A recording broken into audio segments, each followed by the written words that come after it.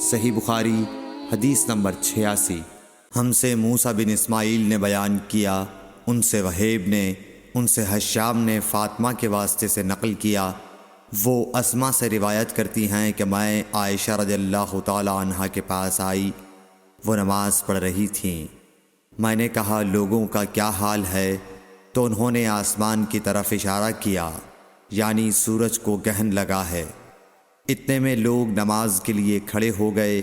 حضرت عائشہ رضی اللہ تعالی عنہا نے کہا اللہ پاک ہے۔ میں نے کہا کیا یہ گہن کوئی خاص نشانی ہے؟ انہوں نے سر سے اشارہ کیا، یعنی ہاں۔ پھر میں بھی نماز کے لیے کھڑی ہو گئی، حتیٰ کہ مجھے غش آنے لگا تو میں اپنے سر پر پانی ڈالنے لگی۔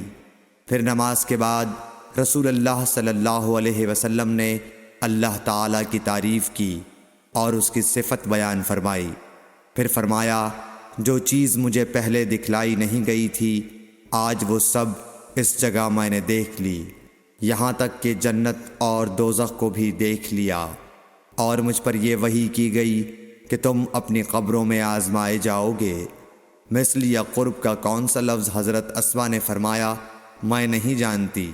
فاطمہ کہتی ہیں یعنی فتنہ دجال کی طرح آزمائے جاؤ گے۔ کہا جائے گا قبر کے اندر کہ تم اس آدمی کے بارے میں کیا جانتے ہو؟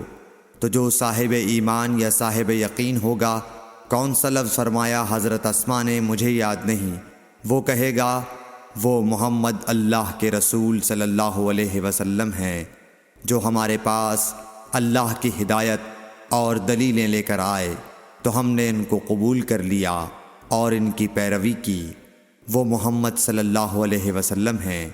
3 بار اسی طرح کہے گا، پھر اس سے کہہ دیا جائے گا کہ آرام سے سو جا، بے شک ہم نے جان لیا کہ تو محمد صلی اللہ علیہ وسلم پر یقین رکھتا تھا۔ اور بہرحال منافق یا شکی آدمی، میں نہیں جانتی کہ ان میں سے کون سا لفظ حضرت اسما نے استعمال کیا، تو وہ منافق یا شکی آدمی کہے گا کہ جو لوگوں کو میں نے کہتے سنا میں نے بھی وہی کہہ دیا، باقی میں کچھ نہیں جانتا۔